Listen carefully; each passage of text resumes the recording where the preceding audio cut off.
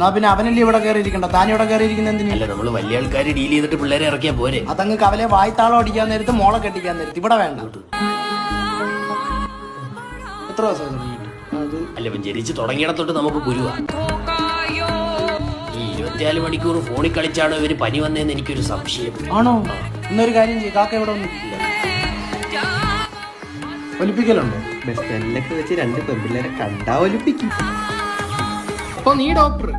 അതെ, കണ്ടില്ലേ ബൈനാക്കുലറൊക്കെ? എന്നാ നീ ആ ബൈനാക്കുലർ വെച്ച് അവനൊന്ന് ചെക്ക് ചെയ്യും. ഇതിന് ചെയ്യടാ.